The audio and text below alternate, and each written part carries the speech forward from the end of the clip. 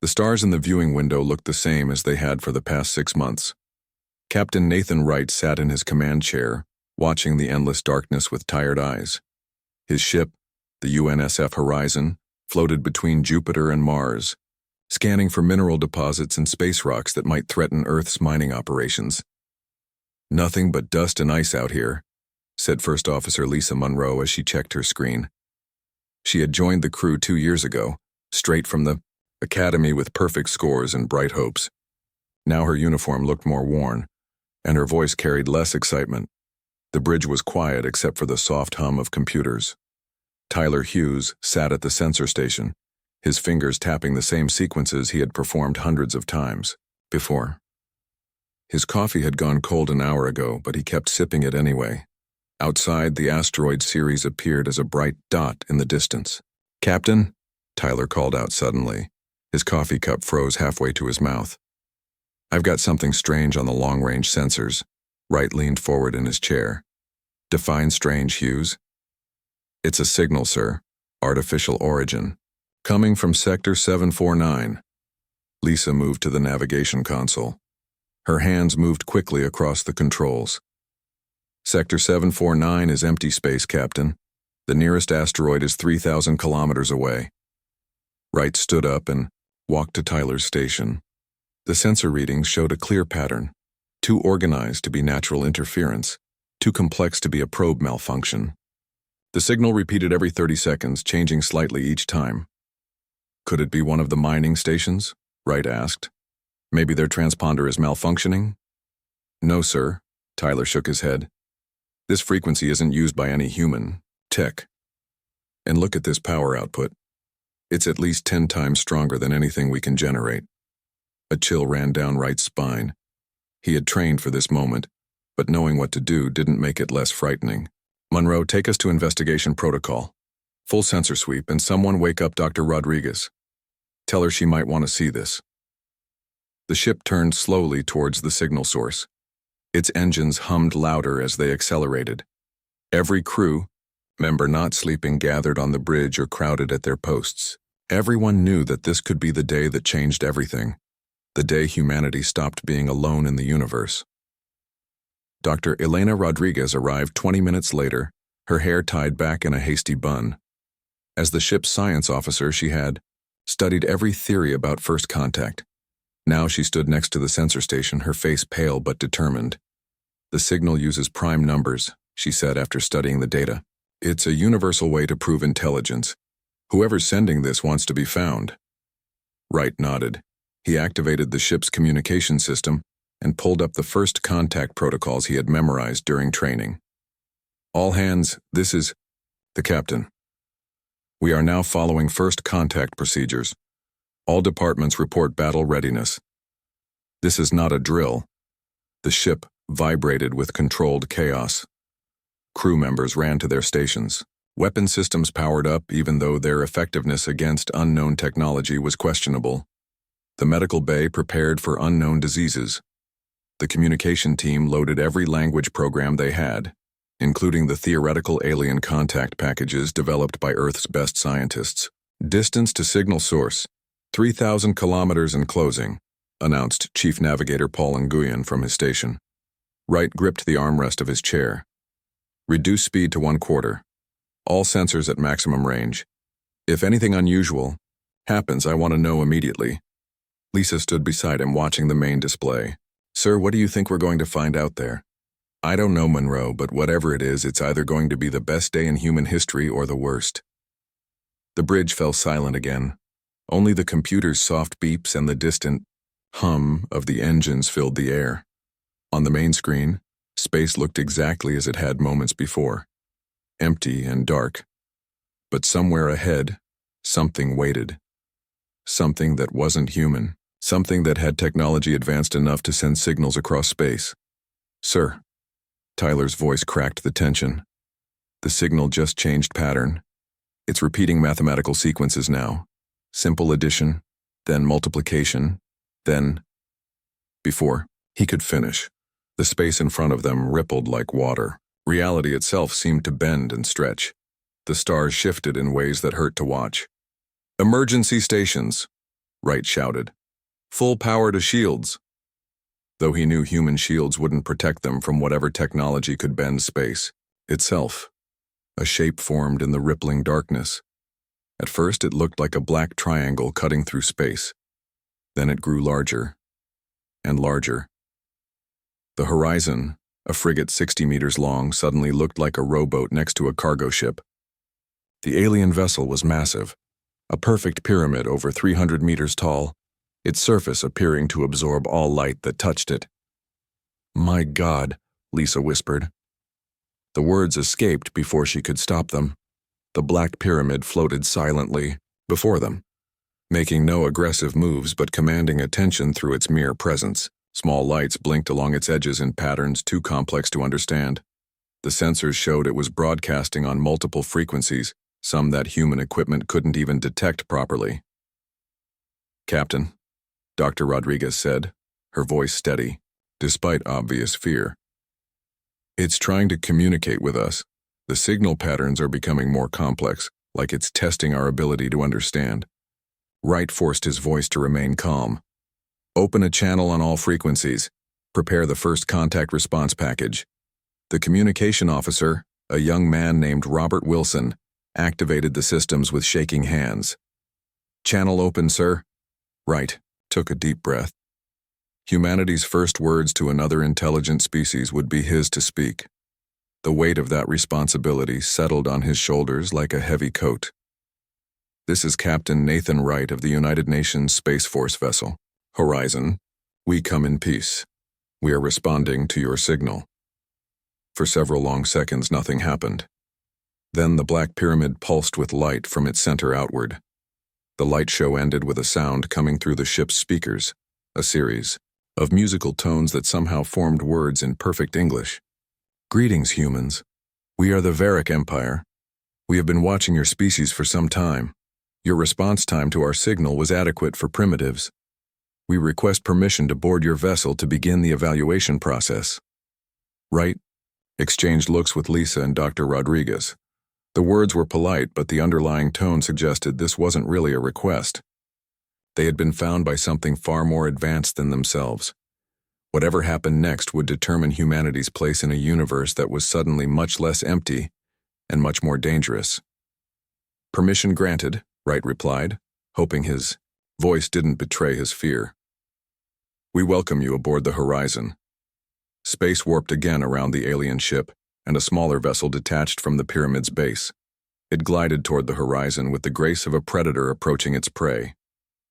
In that moment, Wright realized that everything he knew about humanity's place in the universe had just changed forever. They were no longer alone, and they were definitely no longer at the top of the technological ladder.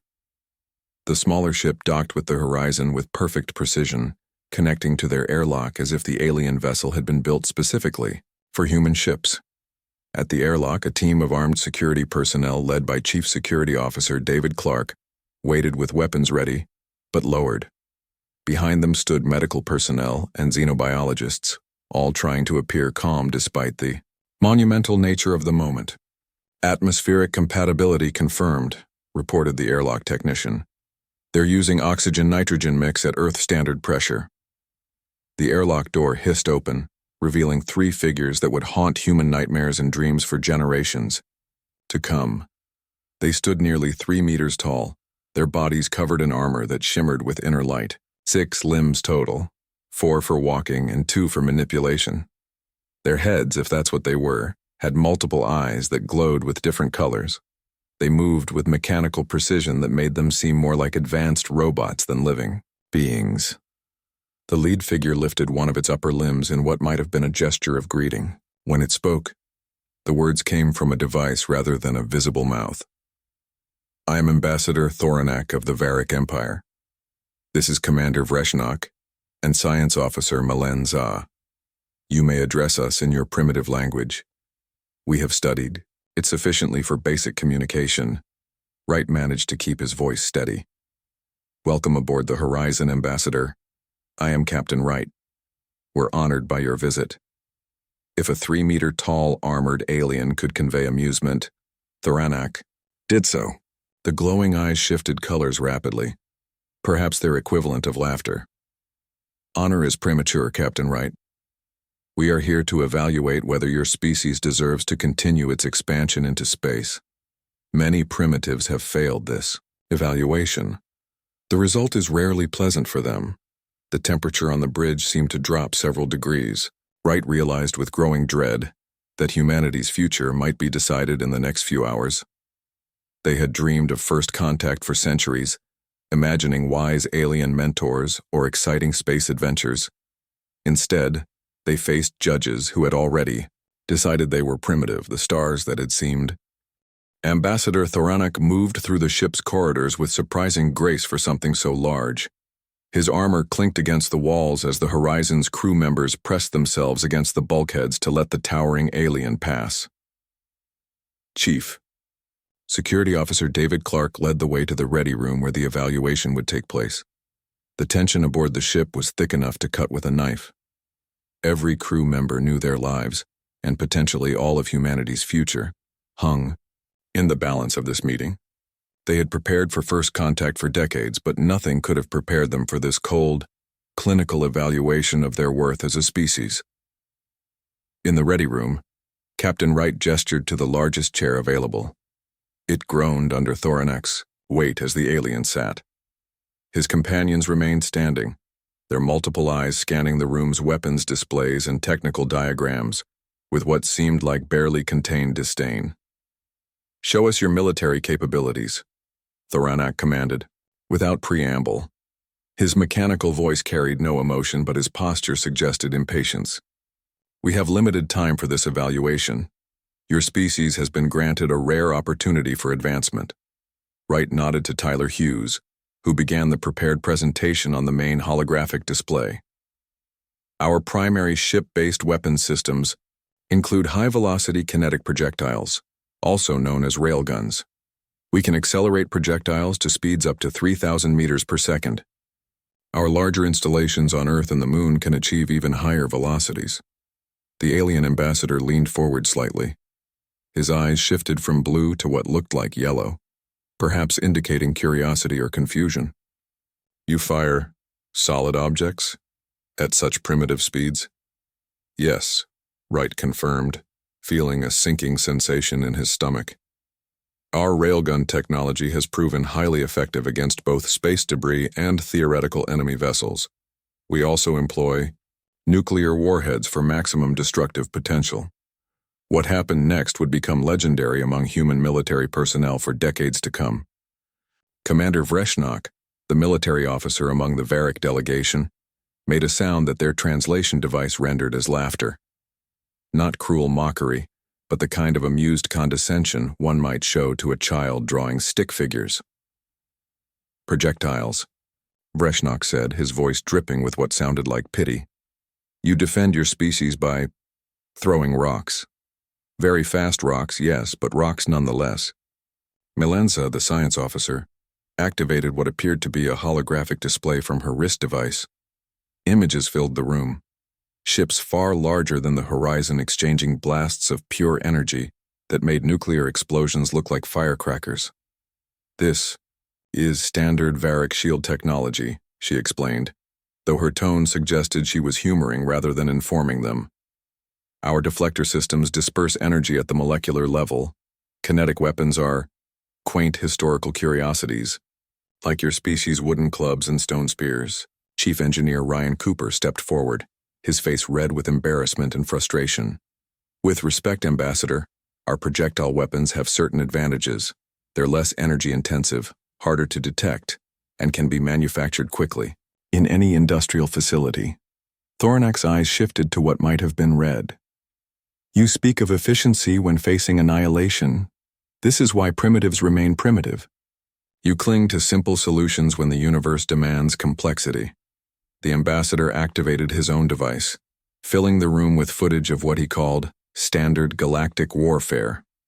Massive energy beams carved through asteroids, plasma shields, deflected attacks that would vaporize continents. Ships larger than Earth's largest cities maneuvered with impossible speed and agility.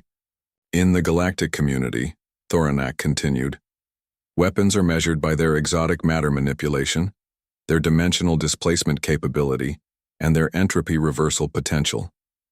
You speak to me of metal projectiles. It is like your ancestors showing me a sharpened stick. Wright felt his hopes crumbling.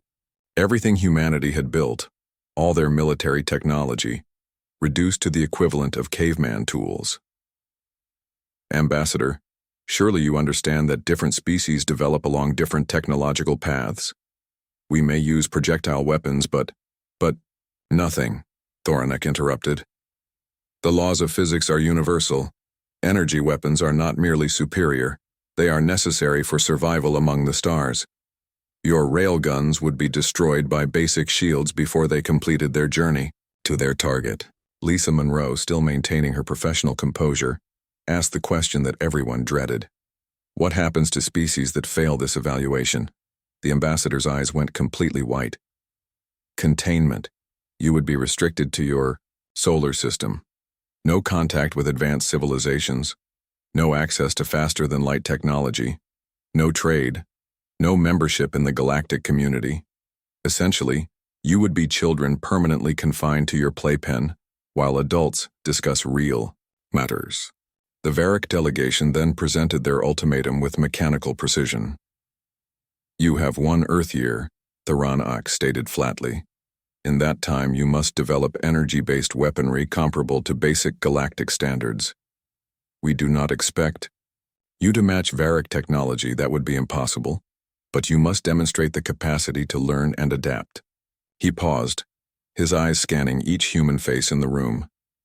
The alternative is simple: fail, and Earth becomes a protected preserve. A zoo, perhaps you would understand better. Future civilizations might visit to observe how primitives live, but you would never leave your system. The weight of those words settled over the room like a funeral shroud. Wright struggled to maintain his composure as leader. We understand the challenge, Ambassador. We will direct all our resources toward meeting your requirements. Good, Thoranek said, rising to his full height. The room suddenly felt much smaller. We will observe your progress. Do not disappoint us. The Varric Empire has destroyed species for far less than wasting our time. As the aliens departed, leaving the humans alone in their ready room, the silence was deafening. Every person present understood the magnitude of what had just occurred. They had 1 year to accomplish what seemed impossible, to leap from projectile weapons to energy technology that could compete with beings who viewed them as primitives throwing rocks in space. Wright looked at his crew, seeing fear and determination warring on their faces. Hughes, open a channel to Earth Command, maximum encryption. We need to inform the United Nations immediately. Within hours, the message reached Earth.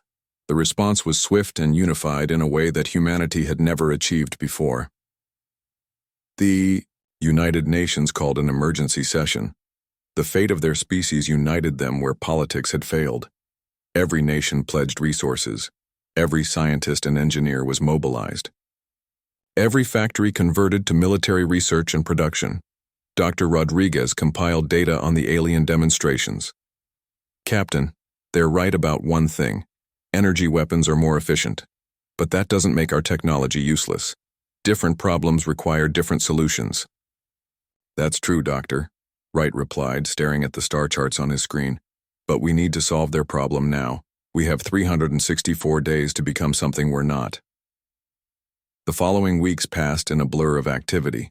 Earth's finest minds gathered in secret facilities.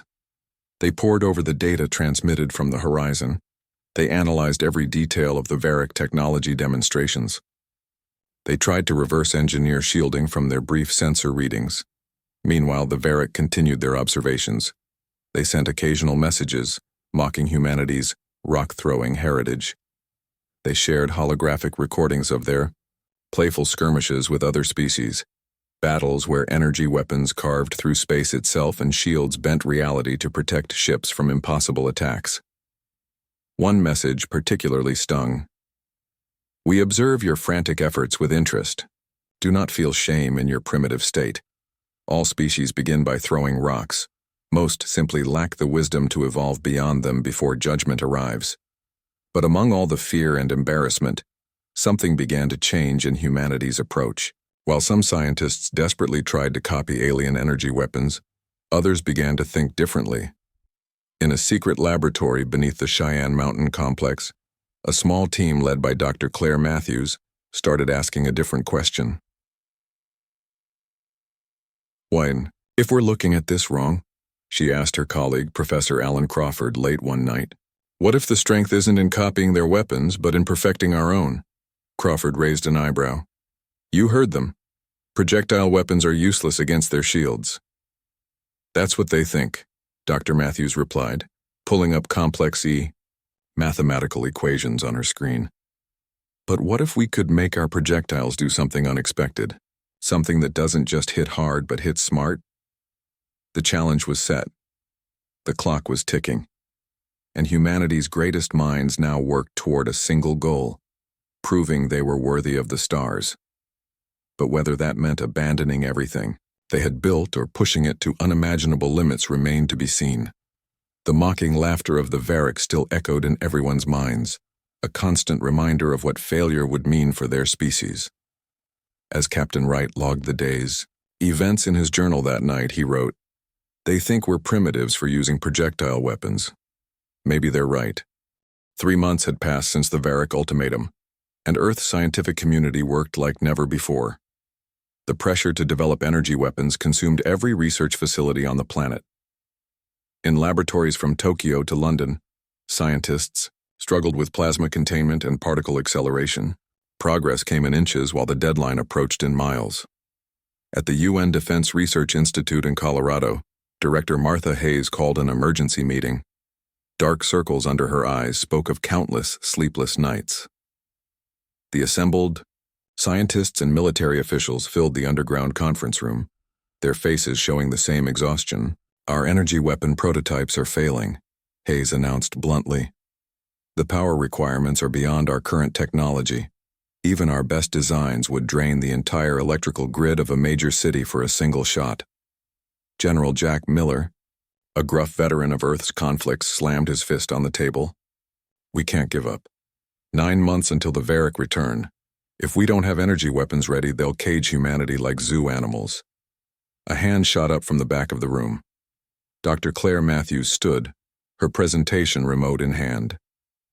"General, Director Hayes, with respect, I'd like to propose something different." Heads turned. Matthews connected her device to the main display. Instead of exotic plasma designs or energy beam equations, the screen showed a simple railgun schematic. "Project Thunderbolt," she announced. "We stop trying to copy their technology. We push ours to the absolute limit." A murmur rippled through the room. Some scientists objected immediately. "Dr. Matthews," argued Professor Benjamin Foster, his face red with frustration. "The Varric were clear. They want energy weapons, not improved rock throwing." Matthews remained calm. "They want us to prove we can compete in galactic warfare. They never specified how." She clicked to the next slide, revealing complex engineering diagrams. "What if we could accelerate projectiles to near light speeds? What if those projectiles carried payloads that exploit the physics their shields can't handle?" Another scientist, Dr. Emma Foster, leaned forward. "You're talking about velocities we've never achieved. The power requirements alone would still be less than a basic energy weapon," Matthews interrupted. "And we already know how to build railguns. We need evolution, not revolution." The room fell silent as she detailed her plan. Project Thunderbolt called for the largest railgun ever built, stretching across an entire lunar crater. Superconducting magnets would generate fields stronger than anything previously attempted. The projectiles themselves would be engineering marvels, dense cores wrapped in materials designed to create specific electromagnetic disruptions upon impact.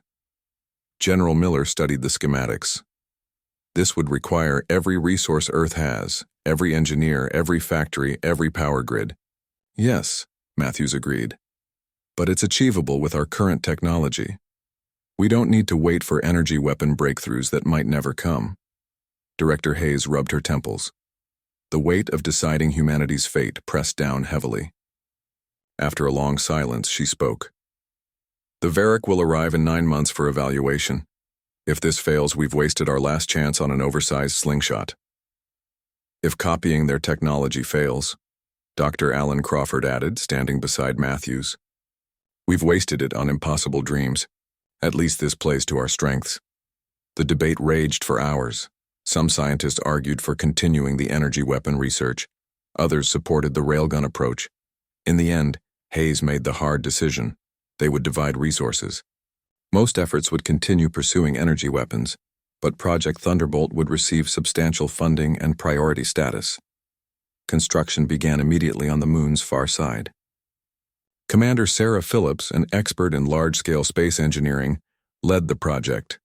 The site was carefully chosen, a crater that could contain the massive structure while protecting Earth from potential accidents. The railgun took shape over the following months. Robots and automated equipment worked around the clock, guided by human operators from the lunar base. The structure stretched 5 kilometers in length, its superconducting magnets requiring constant cooling to temperatures near absolute zero. Meanwhile, Dr. Matthews and a select team worked on the projectile design. They needed something that could survive incredible acceleration while delivering a payload capable of disrupting alien shield technology. Every known material was tested, every possible combination explored. The shields deflect energy by dispersing molecular bonds, Matthews explained during a briefing. But what if our projectile doesn't just hit? What if it creates a harmonic disruption that matches their shield frequency? Her team discovered that certain crystalline structures, when subjected to extreme stress, released electromagnetic pulses at precise frequencies. If they could calibrate this to match Varric shield resonance, the shields might falter. 6 months into the project, the Varric sent another mocking transmission. This time, Ambassador Thoranak appeared on screens worldwide. "We observe your attempts at mimicking superior technology with interest," he stated. "Your energy weapon prototypes show potential for the Stone Age. 3 months remain. We expect to see something that does not embarrass your species entirely." The transmission included footage of Varric training exercises, energy beams sliced through moons, shields redirected stellar radiation. Ships moved at speeds that seemed to mock physical laws. The message was clear. Earth's efforts were laughably inadequate. This only strengthened humanity's resolve. The world's leading engineers volunteered for lunar duty. Factories retooled entirely for Project Thunderbolt. Every advancement in materials, science was immediately implemented into the design. Commander Phillips pushed her team harder. They constructed secondary magnetic accelerator that further boosted projectile velocity. They developed real-time adjustment systems to account for gravitational influences. They built backup systems for every critical component. This railgun will either save humanity or become the galaxy's most expensive failure, Phillips told her staff. "I vote for saving humanity." 8 months passed. The final tests of the project's subsystems showed promise.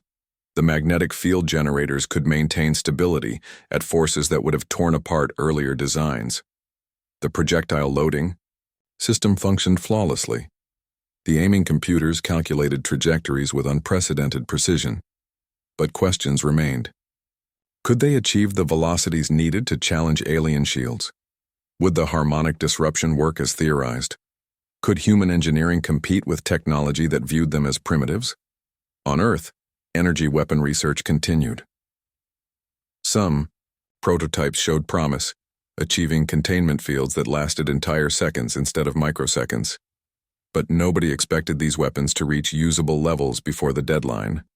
The best hope lay in that lunar crater, where humanity's greatest engineering achievement waited for its moment of truth. Dr. Matthews made one final adjustment to the projectile design. Crystalline matrices were embedded in a core of exotic alloys discovered in deep space mining operations. The outer shell was designed to ablate in specific patterns, creating electromagnetic cascades that might penetrate shields designed to deflect conventional attacks. "We're not trying to overpower their shields," she explained in video logs. "We're trying to make them think our projectile is something entirely different until it's too late." As the deadline approached, everyone involved in Project Thunderbolt knew the stakes. The Varric would return. They would demand a demonstration, and humanity would have one shot to show they deserved a place among the stars. The final month arrived like an unwelcome storm. Testing continued day and night. Every component was verified, rechecked, and verified again. The projectile designs went through final certification. Loading procedures were rehearsed until every operator could perform them perfectly while asleep. In May, her private quarters, Commander Phillips reviewed contingency plans. If the railgun failed, if the projectile missed, if the theory proved wrong, she had backups ready. But deep down she knew that if Project Thunderbolt failed, no backup plan would save Earth from galactic isolation. The tension built to unbearable levels. Would humanity's most ambitious project prove they could evolve beyond primitive weapons? Or would it become a monument to human hubris, a warning to other species about the dangers of challenging advanced civilizations with technology they called rock-throwing? The answer waited in the stars, where the Varric fleet prepared for their return journey to Earth. The Varric fleet arrived exactly 1 Earth year after their ultimatum, their pyramid ships materializing in space like ghosts becoming solid. 7 vessels hung in formation above Earth's atmosphere, their dark hulls absorbing light as if hungry for it. Ambassador Thoronac's voice echoed through every communication channel on the planet. The judgment time arrives, humans.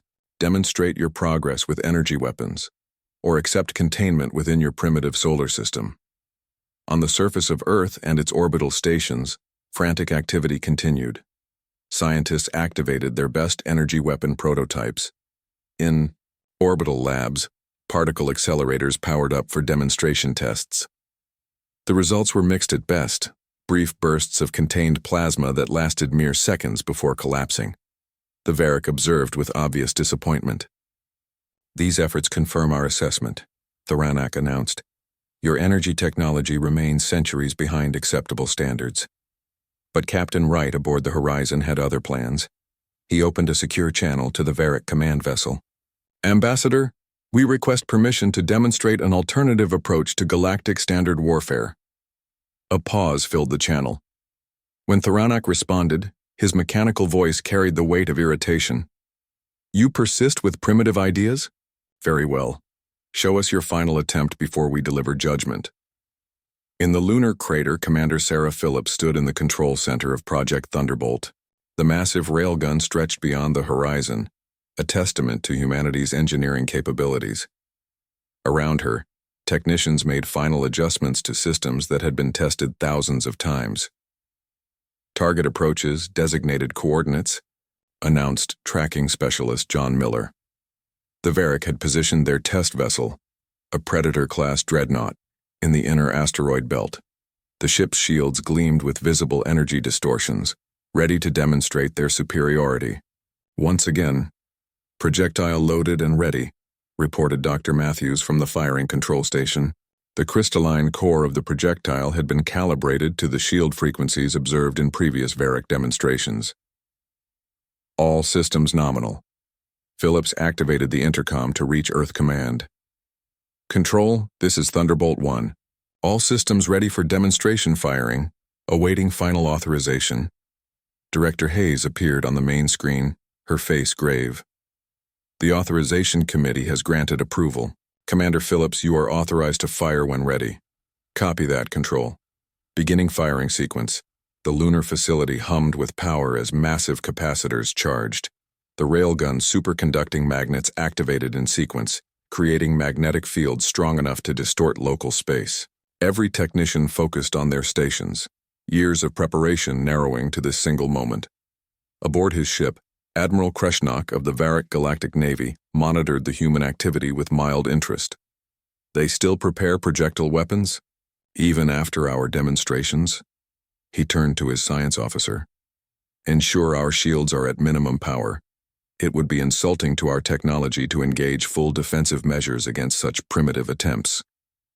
The Predator-class dreadnought hung in space, its shields creating a visible aurora around the massive vessel. Crew members relaxed at their stations, confident in the superiority of their technology. On the lunar surface, Phillips gave the final order. "All personnel prepare for railgun discharge, T-minus 30 seconds." The countdown proceeded with mechanical precision. Outside the control center, automated warning systems activated. The magnetic fields reached critical strength, creating visible distortions in the stars above. 10 seconds. All systems green. Projectile acceleration begins now. The railgun fired.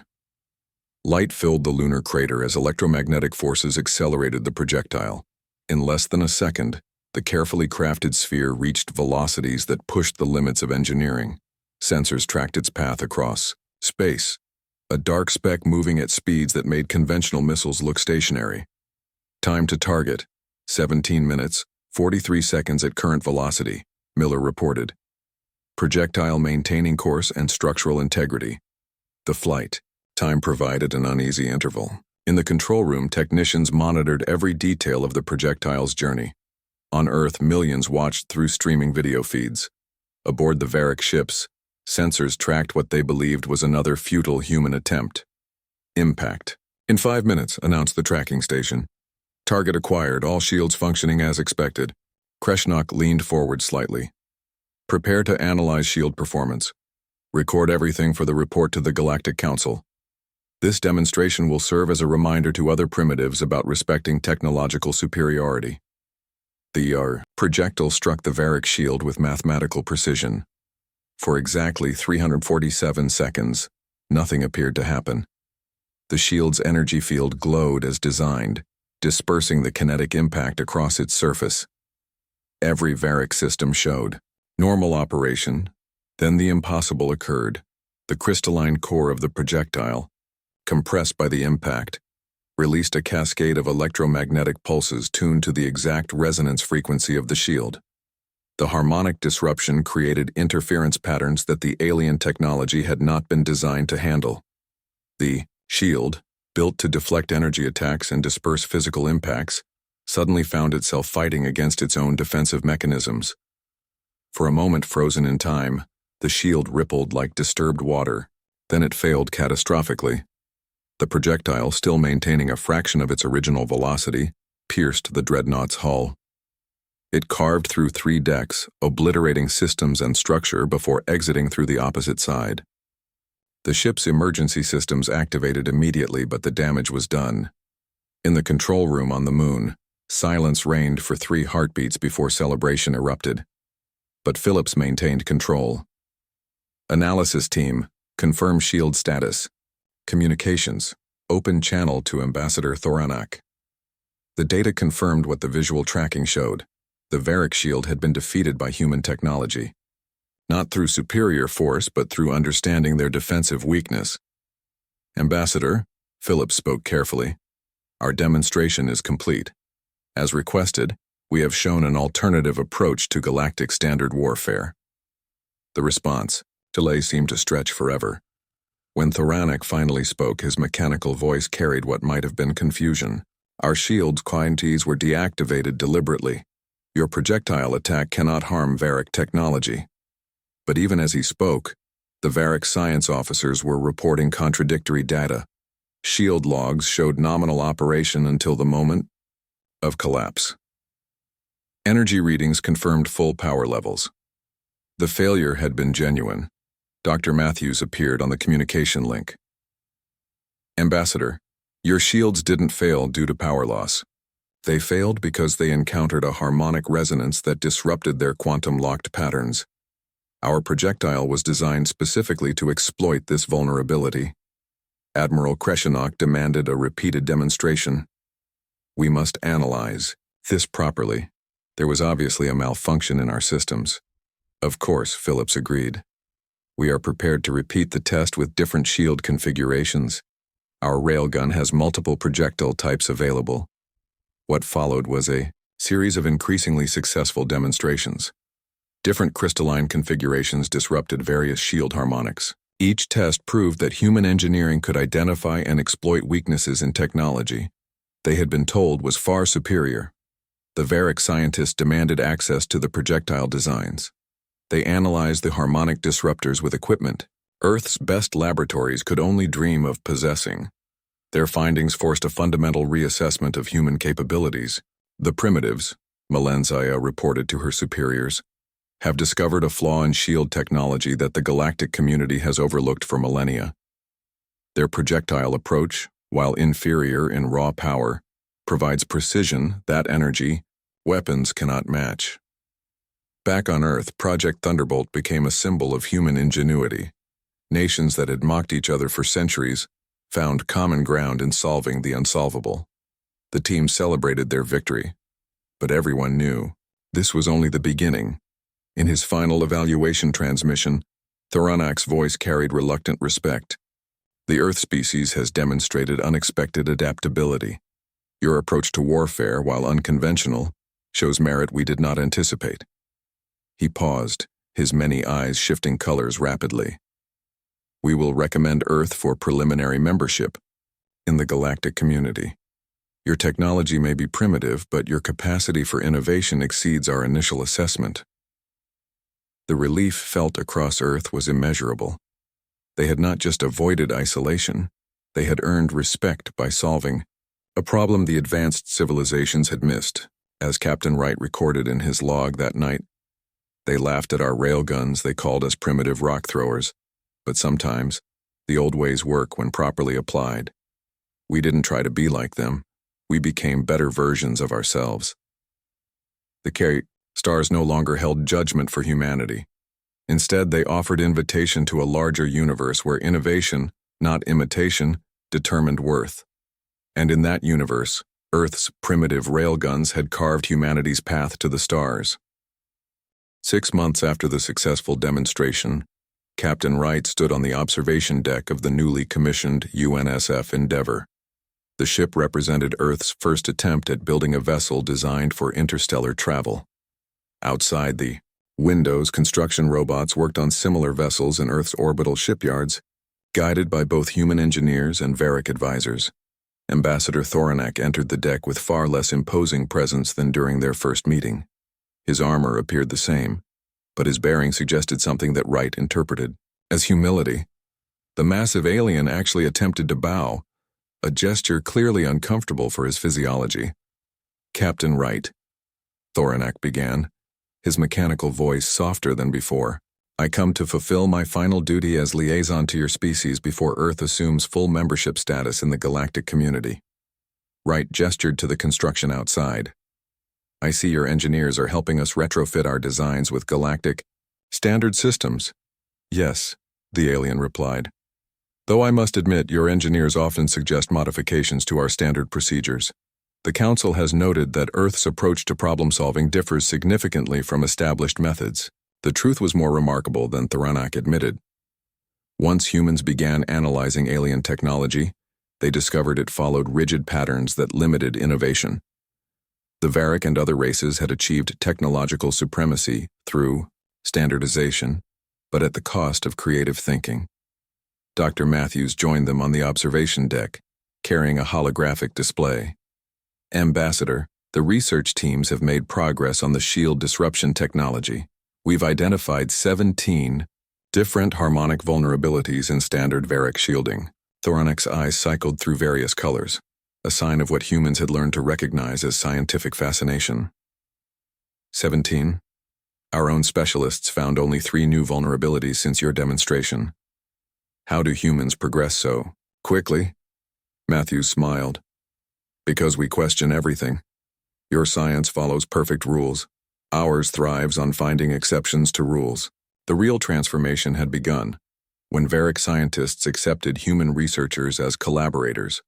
Together they discovered that combining Varric energy technology with human kinetic innovations created weapon systems neither species had imagined alone. The galactic community took notice. In the months following Earth's preliminary acceptance, other species approached humanity with treaty proposals. The reptilian creche traded mining technology for railgun designs. The fungal collective of mycelium offered biological computing in exchange for projectile guidance systems. None of these races had previously acknowledged Earth's existence. The hardest adjustment came from the Varric themselves. For thousands of years, they had measured species by their ability to replicate galactic standard technology. Earth's success forced them to reconsider their fundamental beliefs about technological advancement. The Council debates a proposal, Thoronac shared quietly. They consider renaming the evaluation process. Instead of demanding energy weapons, perhaps they should seek evidence of innovation under pressure. Wright raised an eyebrow. That's quite a change from prove you can copy our superior technology. Indeed, the ambassador acknowledged. Several council members now suggest that species too quick to abandon their unique development paths may lack the creativity needed for cosmic challenges. Your Railgun victory sparked considerable philosophical debate. Back on Earth, humanity began preparations for its first official diplomatic mission to the Galactic Council headquarters. Commander Sarah Phillips had been promoted to admiral and chosen to lead the delegation. Her successful management of Project Thunderbolt made her a symbol of human capability. "Are you nervous?" Dr. Matthews asked Phillips during final preparations. "Terrified," Phillips admitted. "Not of the aliens, of letting humanity down. We've come so far from being the species that threw rocks at their shields." "Actually," Matthews grinned, "we're still throwing rocks, just much smarter rocks." The delegation departure ceremony took place at the newly constructed orbital diplomatic station. Representatives from 12 Earth nations assembled alongside Varric, Kresh, and Mycelium dignitaries. The occasion marked Earth's official transition, from candidate species to full membership. As the ceremony began, a communication from Sector 749 interrupted the proceedings. The same location where humanity first encountered the Varric now hosted a celebration. Mining vessels from multiple species gathered to honor Earth's achievement with a synchronized display of their defensive systems. "Look!" someone shouted from the viewing gallery. Energy shields and kinetic barriers created aurora patterns in space. Each species showcased their technology in a cosmic light show. But the finale belonged to Earth. Aboard the lunar facility, Project Thunderbolt fired a ceremonial shot equipped with a harmonic resonator that wouldn't damage shields but would create beautiful interference patterns. The projectile crossed space at relativistic speeds, and when it contacted the gathered ship's shields, it produced cascading rainbow effects that rippled across multiple vessels. The other species, initially prepared for typical energy-based celebrations, watched in amazement as the projectile-induced light show surpassed anything their energy weapons could create. Some ships reported that the harmonics actually improved their shield efficiency temporarily, an unexpected benefit of human technology. "They're laughing again," Lisa Monroe observed, now serving as Phillips' second-in-command for the diplomatic mission. "But this time it's not at us." Indeed, communication channels filled with what translators rendered as laughter. But instead of mockery, it carried genuine amusement and appreciation. Even species that hadn't directly interacted with humans began requesting information about harmonic projectile dynamics. As the ceremony concluded, Wright received a private message from Admiral Kreshenok, the Varric officer who had commanded the shield test.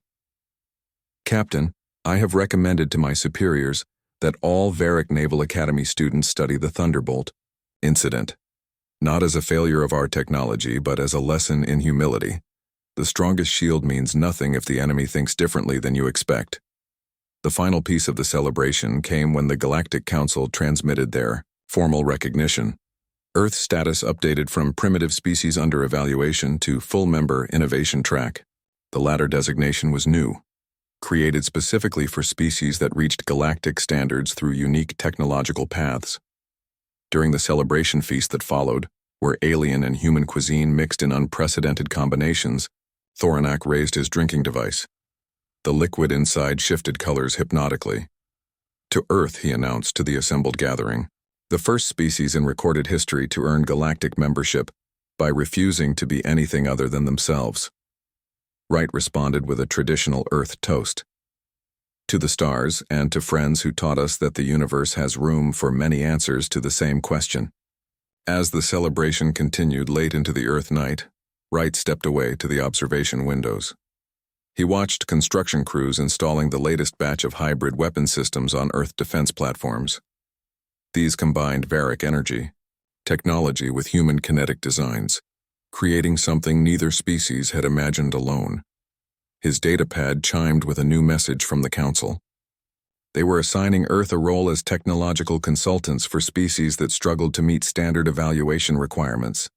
Humanity would help others find their own innovative paths, rather than forcing them to copy established technology. The irony wasn't lost on Wright. Species that had once mocked Earth's primitive weapons now sought human advice on thinking creatively about their own technology. The universe, it seemed, had a sense of humor. Far in the depths of space, construction began on the first joint, Human Alien Research Station. Its purpose to explore what other primitive ideas might revolutionize galactic technology. The galactic community had learned that sometimes progress comes not from standardization, but from accepting different perspectives. As Wright returned to the celebration, he overheard a young Varric officer speaking to a group of human engineers. So the secret is to question everything, even when something works perfectly? Especially when it works perfectly, one of the humans replied. That's when you know there's room for improvement. The officer's eyes shifted to what they now knew indicated excitement. Fascinating. We were always taught that perfection cannot be improved. Then you have a lot to learn from humans. Another engineer chuckled. We've been proving perfection wrong since we figured out how to chip rocks into spears. Laughter filled the room, not mocking but shared understanding. Humanity had not just earned a place among the stars. They had changed how the galaxy viewed itself, proving that innovation thrives where diverse thinking flourishes. And somewhere, in space, a ceremonial railgun projectile continued its journey into the cosmic dark, a testament to the species that refused to be limited by others' expectations, carrying with it the message that would echo across the galaxy for generations. Never assume primitives can't teach advanced civilizations something new. In his quarters that night, Wright made a final entry in his captain's log. They laughed at our railguns,